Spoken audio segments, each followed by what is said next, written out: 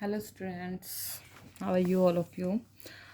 तो आज हम पढ़ेंगे हमारी footprints without feet class 10th English का चैप्टर नंबर 5 तक हमारे हो चुके थे complete, the making of a scientist. अब यहाँ पे बताया जा रहा है इस चैप्टर में कि साइंटिस्ट कैसे बना जाता है और ये जो रिचर्ड इब्राइट है ये साइंटिस्ट कैसे बना। ठीक है, तो इससे आपको भी हेल्प मिलेगी क्योंकि अभी नेक्स्ट ईयर जो है 11th क्लास में आपको भी अपनी स्ट्रीम चूज़ करनी पड़ेगी। तो उसमें आपको भी देखना है कौन सी स्ट्रीम हमें लेनी है। तो जो बच्चे साइंस में मेडिकल में इंटरेस्टेड हैं उनको भी यहाँ से हेल्प मिलेगी। ठीक है, तो अभी हम इस चैप्टर को डिटेल में करते हैं। Richard E. Bright has received the Stern Scholar Award and Shirring Plough Award for Biochemistry and Molecular Biology.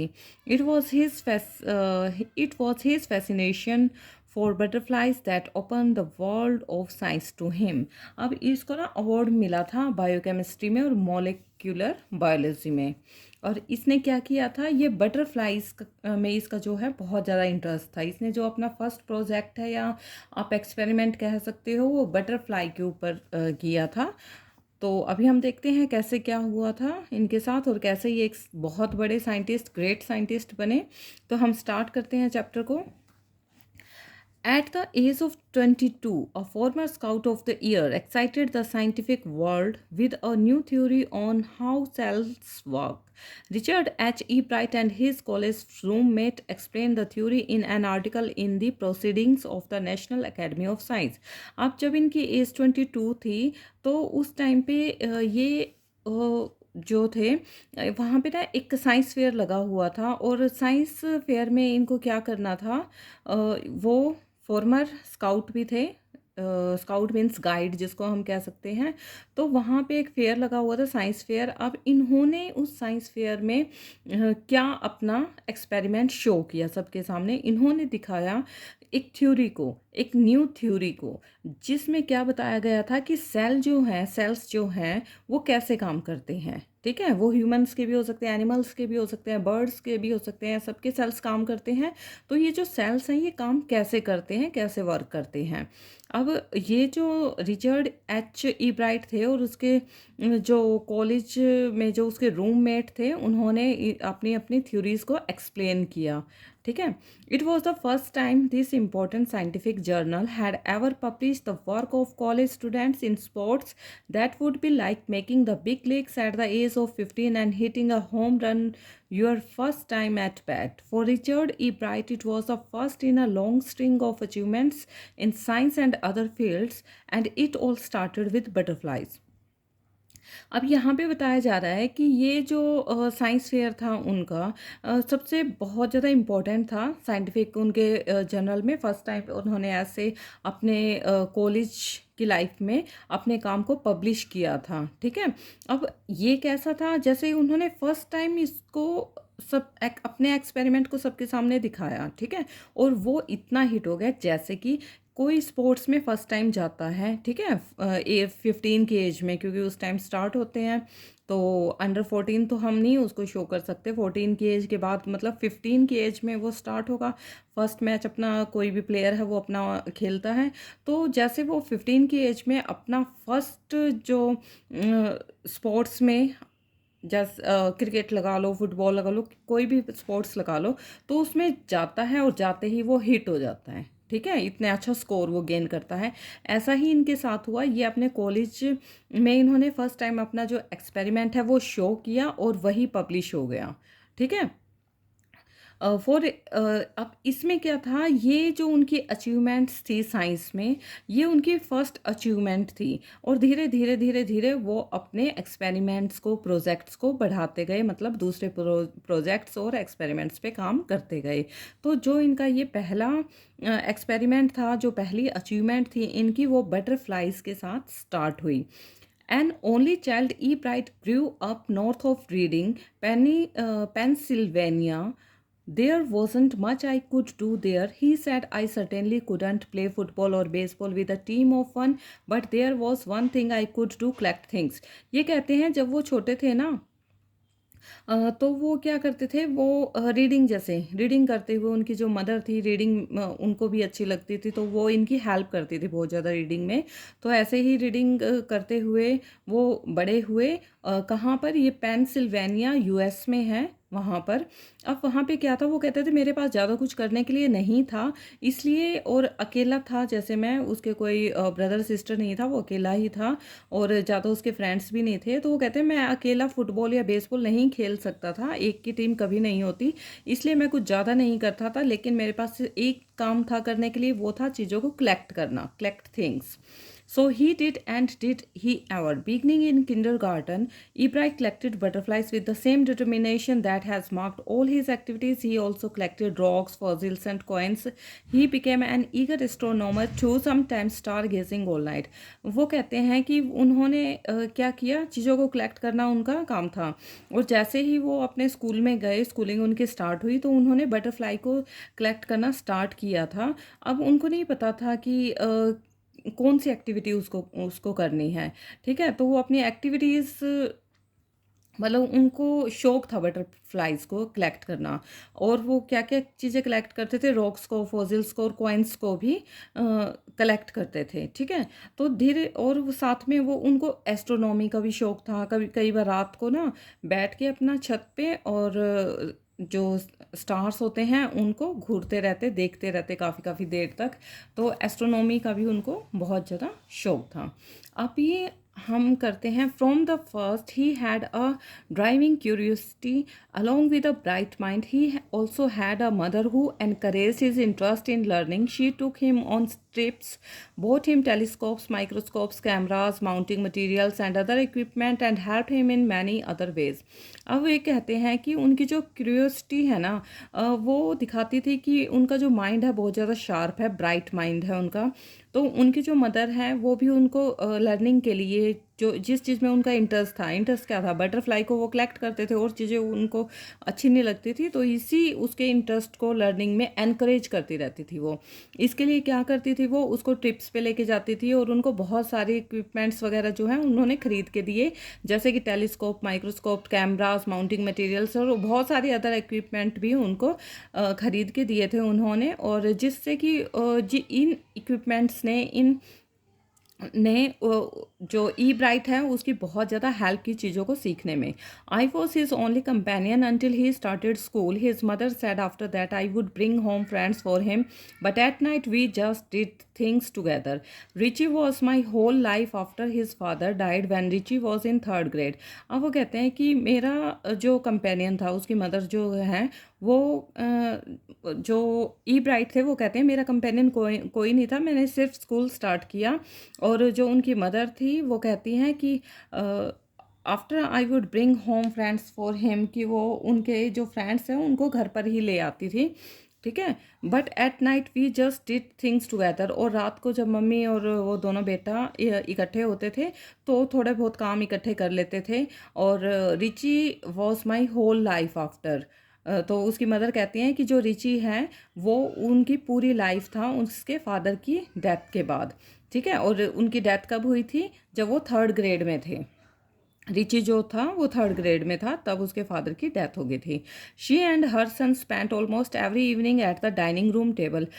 उसकी मदर और वो जो हैं दोनों ही जो इवनिंग का टाइम था वो डाइनिंग रूम में स्पेंड करते थे, डाइनिंग टेबल पे. If he didn't have things to do I found work for him.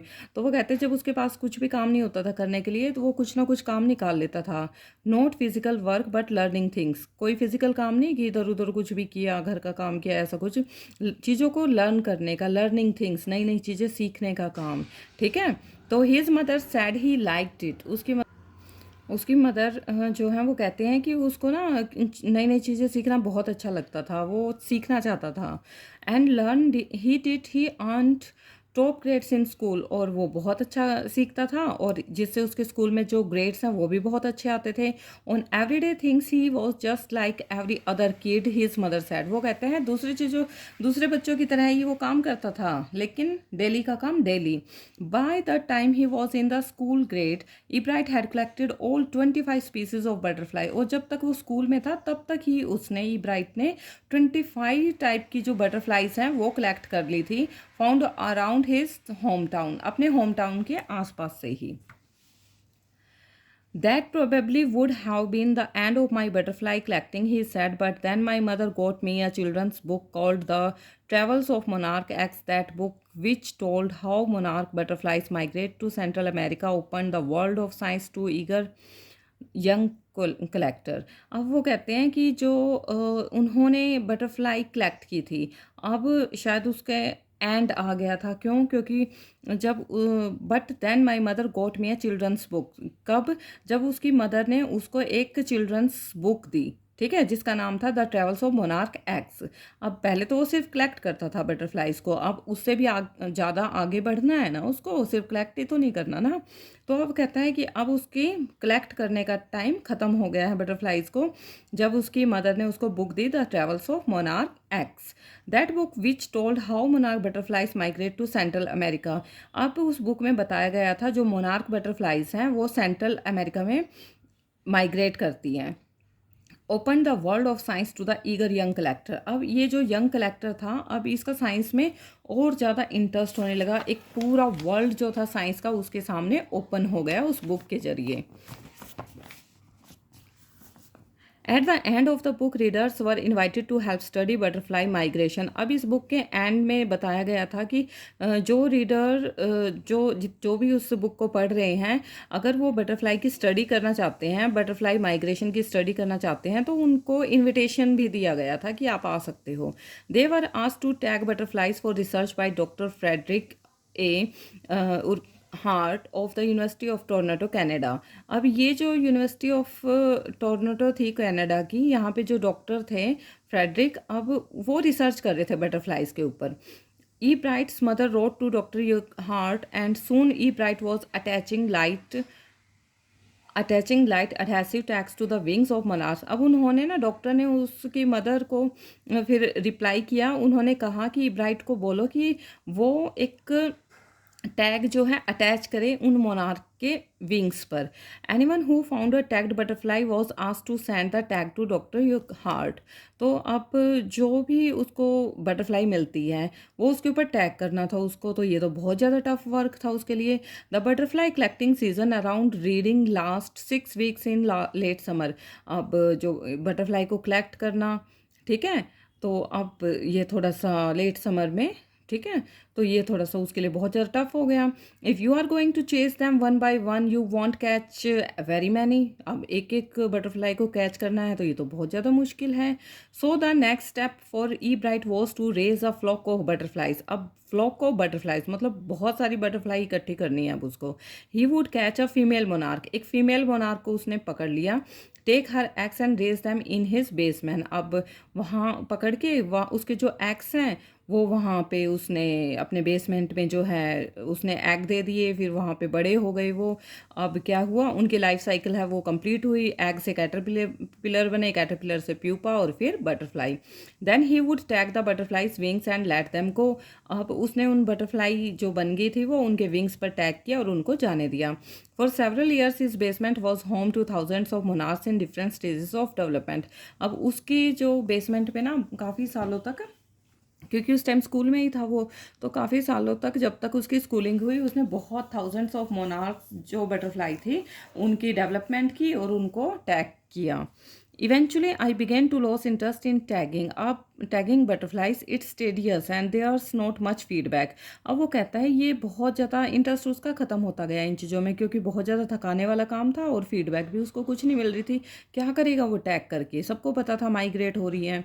Ebright said in all the time I did it he laughed. Only 2 butterflies I had tagged were recaptured and they were not more than 75 miles from where I lived. वो कहता है कि इतनी सारी मैंने butterfly जो हैं tag की थी, लेकिन उनमें से सिर्फ 2 बटरफ्लाई ही रिकैप्चर हुई थी. ठीक है, तो ये तो बहुत बोरिंग काम हो गया उसके लिए और उसका जो रिजल्ट है, आउटपुट है, वो भी उसको कुछ नहीं मिल रहा था. Then in the 7th grade he got a hint of what real science is when he entered a county science fair. अब 7th grade में था ना वो जब, तो उसको एक रियल साइंस के बारे में पता चला. साइंस फेयर में गया, वहाँ पे उसको रियल साइंस के बारे में पता चला. एंड लॉस्ट, और वो उसमें गुम हो गया. गुम होने का मतलब वो उस साइंस के अंदर गुम हो गया. मतलब बहुत ज़्यादा उसका इंटरेस्ट बन गया वहाँ पे। It was really a sad feeling to sit there and not get anything while everybody else had won something. अब वहाँ पे जब वो फर्स्ट टाइम फेयर पे गया था तो ये बहुत सैड फीलिंग उसके लिए थी वहाँ बैठे रहना, क्योंकि उसको जो उसने अपना प्रोजेक्ट बनाया था उसके लिए उसको कुछ भी नहीं मिला, बाकी सबको प्राइज़ मिले थे। Ebright said his entry was slides of frog tissues की जो एंट्री थी वो कैसे हुई थी, उसने फ्रॉक टिश्यूज़ की स्लाइड्स वहाँ पे शो की थी, which he showed under a microscope में। He realized the winners had tried to do real experiment not simply make a neat display. सिर्फ उसने एक डिस्प्ले बनाया था, रियल एक्सपेरिमेंट नहीं किया था, बल्कि जो विनर्स थे उन्होंने रियल एक्सपेरिमेंट वहाँ पे करके दिखाए थे। Already the competitive spirit that drives Richard E. Bright was appearing. I knew that for the next year's fair, I would have to do a real experiment. He said the subject I knew most about was the insect work I had been doing in the past several years. अब वो कहता है अब competitive spirit तो उसमें starting से ही थी, मुझे कुछ करके दिखाना है। तो उसने क्या किया, रिचर्ड ई ब्राइट ने क्या किया, वो कहता है कि अब मुझे पता है कि मुझे अगले जो नेक्स्ट ईयर्स के जितने भी फेयर होंगे कि उसमें क्या करना है, मुझे रियल एक्सपेरिमेंट दिखाना है। और उसको सब्जेक्ट भी पता था, क्योंकि वो उसने बहुत सारी जो बटरफ्लाई हैं या इंसेक्ट्स पे बहुत काम किया था काफ़ी सालों से। तो सो he wrote to doctor heart for ideas and back came to a stack of suggestion for experiment. फिर उसने डॉक्टर युकहार्ट को लिखा आइडिया के बारे में, तो वहाँ से दोबारा फिर एक्सपेरिमेंट के लिए सजेशन वहाँ से उसको मिला। Those kept Ebright busy all through high school and led to prize projects in county and international science fairs. अब जब ई ब्राइट उस प्रोजेक्ट में एक्सपेरिमेंट में बिजी हो गया अपने हाई स्कूल तक, और उसको बहुत सारे इंटरनेशनल लेवल पे भी साइंस फेयर्स में प्राइज मिले। For his 8th grade project, E. Bright tried to find the cause of a viral disease that kills nearly all monarch caterpillars every few years. अब जब 8th ग्रेड में हो गया तो उसने एक प्रोजेक्ट बनाया था जिसमें ई ब्राइट ने फाइंड आउट किया था एक वायरल डिजीज़ जिससे जो मोनार्क कैटरपिलर्स हैं वो किल हो जाती हैं, मर जाती हैं। Ebright thought the disease might be carried by a beetle. अब ई ब्राइट को ये लग रहा था कि जो ये डिजीज़ है वो बीटल्स के थ्रू कैरी हो रही है मोनार्क बटरफ्लाई के पास, जिससे कि वो मरते जा रहे हैं। He tried raising caterpillars in the presence of beetles. अब उसने जो कैटरपिलर्स हैं वो जो एडल्ट बटरफ्लाई बनी, कैटरपिलर्स को इकट्ठा किया, ठीक है, in the presence of beetles, और वहाँ पर बीटल्स भी उसने रखे। I didn't get any real result, लेकिन उसको कोई रिजल्ट नहीं मिला। He said but I went ahead and showed that I had tried the experiment this time I won. वो कहता है कि मैं अब ये जो एक्सपेरिमेंट है अपना लेकर जाऊंगा और मैं ज़रूर जीतूंगा। The next year his science fair project was testing the theory that viceroy butterflies copy monarchs. अब नेक्स्ट ईयर जो साइंस का फेयर हुआ वहाँ पे उसने प्रोजेक्ट रखा, किस चीज़ की थ्योरी उसने दिखाई, वहाँ पे जो वॉयसरॉय बटरफ्लाई हैं वो मोनार्क बटरफ्लाई को कॉपी करती हैं। The theory was that viceroy look like monarchs because monarchs don't taste good to birds. अब इसमें क्या थ्योरी थी, जो वॉयसरॉय बटरफ्लाई होती हैं वो मोनार्क बटरफ्लाई की कॉपी किस लिए करती हैं, क्योंकि बर्ड्स उन बटरफ्लाइज को खा जाती थी। जो वॉयसरॉय बटरफ्लाई थी उनको खा जाती थी बर्ड्स, क्योंकि उनका टेस्ट अच्छा नहीं लगता था बर्ड्स को। अब इन्होंने क्या किया, वॉयसरॉय बटरफ्लाई ने, इन्होंने मोनार्क बटरफ्लाई का जो गेटअप कह सकते हो या उसको कॉपी करना स्टार्ट कर दिया, जिससे बर्ड उनको देखते ही दूसरी तरफ डाइवर्ट हो जाएं। Viceroys on the other hand do taste good, लेकिन वॉयसरॉय जो बटरफ्लाई होती है बर्ड्स को उनका जो टेस्ट है वो अच्छा लगता था, तो उनको वो खा जाते थे। Do taste good to birds, so the more they look like monarchs the less likely they are to become a bird's dinner. वो बर्ड्स का डिनर नहीं बनना चाहते थे। Ebright's project was to see whether in fact birds would eat monarchs. अब Ebright का जो project था उसमें उसने बताया कि जो बर्ड्स हैं वो मोनार्क को ईट क्यों करती हैं, कैसे करती हैं। He found that a starling would not eat ordinary bird food. वो बताता है कि जो स्टारलिंग है वो उसका जो फूड है वो ऑर्डिनरी फूड नहीं होता कि किसी भी इंसेक्ट को उठाया और उसने खा लिया। It would eat all the monarchs it could get. तो ये जो बर्ड है ये कौन सी बटरफ्लाई को खाती है, मोनार्क को खाती है जहाँ भी उसको दिखाई दे जाए। तो this project was placed first in zoology division and third overall in the county science fair. अब जूलॉजी में तो उसको फर्स्ट प्राइज़ मिला और साइंस फेयर में उसको थर्ड प्राइज़ मिला, मतलब पूरे साइंस फेयर में हर तरह के जो प्रोजेक्ट आए थे उन सब में उसको थर्ड प्राइज़ मिला।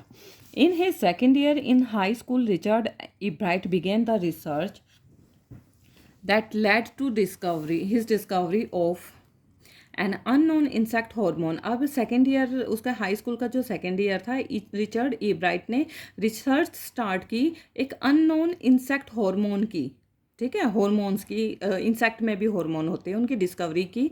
Indirectly it also led to his new theory on the life of cells. मतलब एक ये उस टाइम पे नई थ्योरी थी लाइफ, सेल्स की लाइफ के बारे में। The question he tried to answer was simple. अब इस क्वेश्चन का आंसर तो सिंपल है। What is the purpose of the 12 tiny gold spots on a monarch pupa? कि जो मोनार्क प्यूपा थी उसकी जो विंग्स होते हैं या उसके ऊपर गोल्ड स्पॉट्स क्यों होते हैं, छोटे छोटे 12 गोल्ड स्पॉट्स क्यों होते हैं?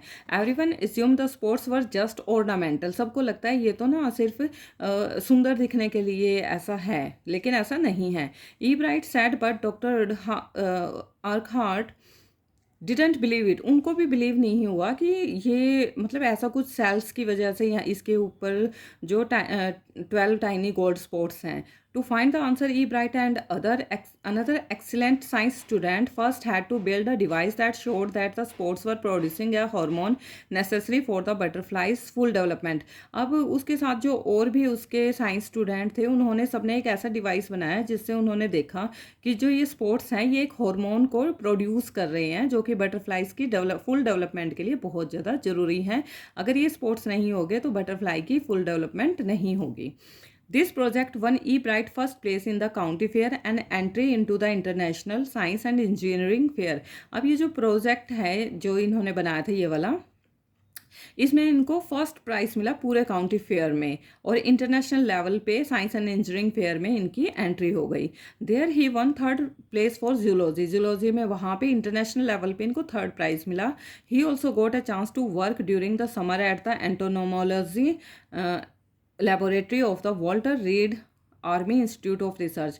अब इन्होंने अपनी जो सारी समर वेकेशन थी वो एंटोमोलॉजी लेबोरेटरी जो कि Walter Reed Army Institute of Research की लेबोरेटरी थी वहाँ पे बिताई।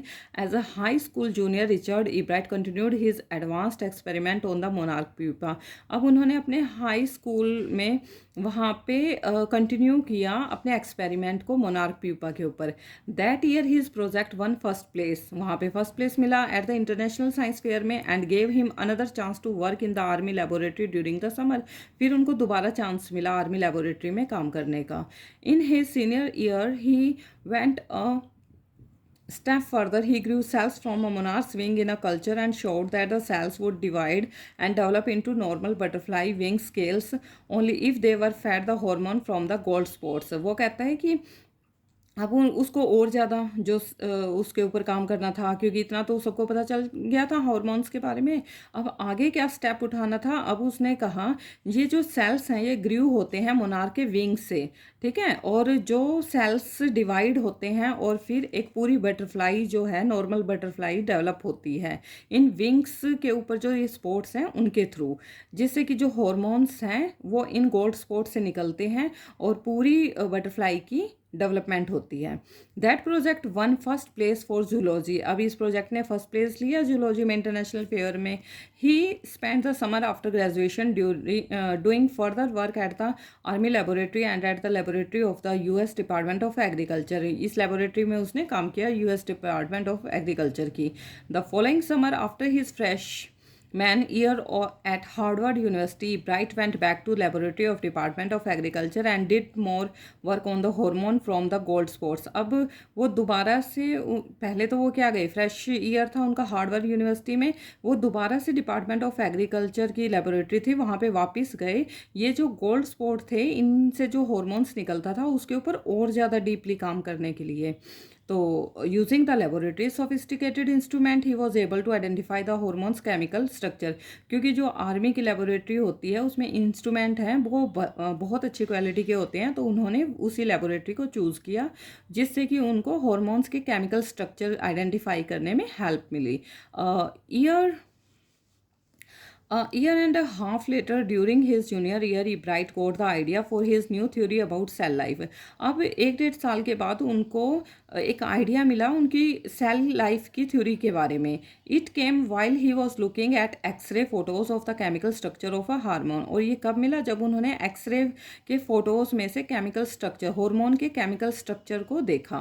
When he saw those photos, Ebright did not shout eureka or even I have got it, but he believed that along with his findings about insect hormones, the photos gave him the answer to one of the biology puzzles. वो कहता है वो मतलब चिल्लाए नहीं, उन्होंने शोर नहीं किया मुझे ये मिल गया मुझे ये मिल गया, ऐसा उन्होंने नहीं किया, बल्कि उन्होंने ये सोचा कि जो इंसेक्ट के हॉर्मोन्स हैं जिसका आंसर इन फोटोज़ ने उसको दिया था, इसने ये किसी बायोलॉजी की एक पजल है, ठीक है, और इसको उसको सोल्व करना है. How the cell can read the blueprint of its DNA, कि एक बटरफ्लाई के ऊपर 12 गोल्डन स्पॉट्स हैं, तो ये दूसरी बटरफ्लाई के ऊपर भी कैसे आ जाते हैं. ठीक है, तो ये पजल जो थी बायोलॉजी की, ये उसको सोल्व करनी थी.